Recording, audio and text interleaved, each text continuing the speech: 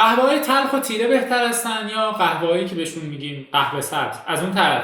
قهوه‌های بدون کافئین چه قهوه‌هایی هستن؟ این همه اثرات خوب و سلامتی که در رابطه با قهوه گفته میشه در واقع متعلق به کدوم نوع قهوه است؟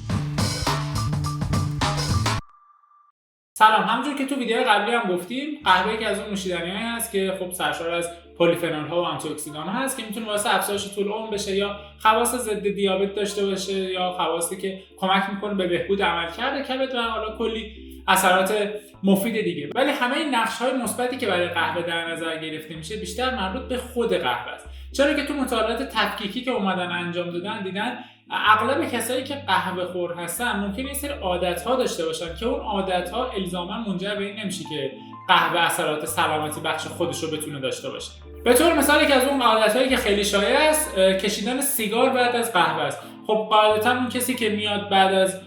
قهوه سیگار میکشه دیگه نباید زیاد توقع افزایش طول عمر داشته باشه دیگه، باید بیشتر از اون لحظه‌اش استفاده کنه. اصلا رابطه بین قهوه و سیگار انقدر جالب هست که جارموش هم یه فیلم درمونش ساخته، پیشنهاد میکنم اونم ببینید. یا خیلی از افراد هستن که قهوهشون رو حتما باید شیرین یا با شکر میل کنن. حالا میتونه تو خود قهوه باشه مثل انواع کاپوچینو یا حالا موکا و انواع دیگه، یا اینکه حتما باید یه کیک یا حالا شکلات شیرین یا یه دونات کنارش بخورن. خب معمولا این افراد دارن میزان شکرشون رو 2 برابر تا 3 برابر در هر وعده بیشتر از اون قهوه دریافت میکنن. خب اینا هم نباید زیاد توقع سلامت از اون قهوهشون داشته باشه. و یه سری افراد دیگه هم مثلا خیلی چیزای چرب یا مثلا حالا اسیدهای چرب اشباع مثل انواع خامه‌ها یا انواع بستنی‌ها یا شیرهای پرچرب و ممکن هست در کنار قهوهشون بخورن، حالا به صورت شیک باشه، به صورت لته‌هایی که معمولا بیرون ما می‌خوریم باشه. البته خوردن خود شیر به صورت کم چرب یا لته‌هایی که این مدلی درست میشه اصلا هیچ مشکلی نداره و شما میتونید انجام بدید. ولی خب اون اغلب چیزی که استفاده میشه پرچرب هست که باز خودش میتونه اثرات ناسلامتی داشته باشه. یا اون دسته از افرادی که اصلا قهوه فوری میل میکنن، اونا دیگه اصلا زیاد به خواص سلامت قهوه فکر نکنن، چون این قهوه فوری‌ها بیشتر یه نامی از قهوه همراهشون هست و بیشتر از مثلا اون 15 گرم بیشتر از 12 13 گرم شکر هست یا حالا ترکیبات شیر و خشک هست، یا حتی اون شرکتایی که میان قهوه رو به صورت حالا خالص بدون شکر و شیر و خشک به صورت فوری در میارن، چون مجبور هستن قهوه رو به یه حالت پودری در بیارن که کامل حل بشه و باقی مونده نداشته باشه، مجبورن خیلی فرآیندهای حالا دما بدن یا مثلا فریز کنن و خیلی این فرآیندهای مختلفی روی قهوه ایجاد کنن که همین فرآیندهای مختلف باعث میشه اون ارزش آنتی اکسیدان‌ها و پلیفنول‌هاش از بین بره. خب بریم سراغ قهوه‌های بدون کافئین. کلا قهوه‌های بدون کافئین برخلاف اون چیزی که اغلب فکر می‌کنن خیلی قهوه‌های خوبی هستن و معمولاً چون فرآیند خیلی سختی برای تولید اینها وجود نداره و اغلب از ترکیباتی مثل حالا کربن دی اکسید یا استات یا حتی خود آب استفاده می‌کنن، ترکیبات سالمی هستن و بیشتر هم هدفشون اون گروه از افرادی هست که با کافئین قهوه مشکل دارن. ممکنه خانم‌های باردار باشن، ممکنه یک سری از بیماری‌ها مثل مشکلات گوارشی یا اونایی که مشکل خواب دارن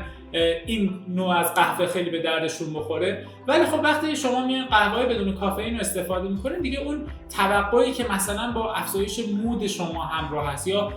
با افزایش قدرت و توانتون در ورزش همراه هست و دیگه نباید از این قهوه انتظار داشته باشین، چون این خاصیت‌ها بیشتر برمیگرده به خود کافئین قهوه. یه باور دیگه هم که وجود داره این هست که فکر میکنن قهوه هرچی تلخ‌تر و تیره‌تر باشه خب قهوه بهتری. کلا شما وقتی دونه قهوه رو از میوه جدا میکنین، اگه همون حالت خشک بشه و دیگه پختی روش یا رستی روش صورت نگیره بهش میگن قهوه سبز، که اگه در این مرحله شما استفاده کنی طعمی بیشتر شبیه طعم دمنوش بهتون میده تا طعم قهوه.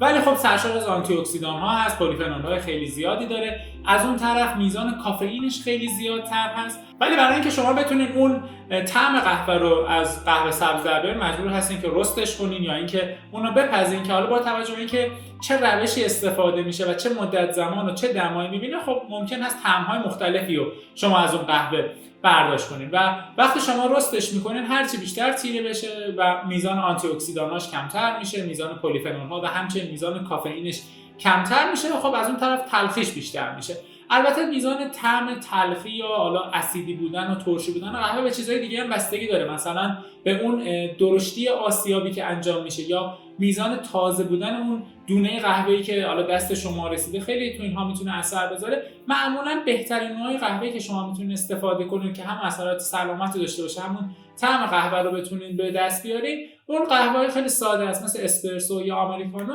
که ترجیحاً اون دونه قهوه رو همون خودتون آسیاب کنین یا حالا اون کافه‌ای که میرین جلوتون آسیاب کنه و بهتون بده.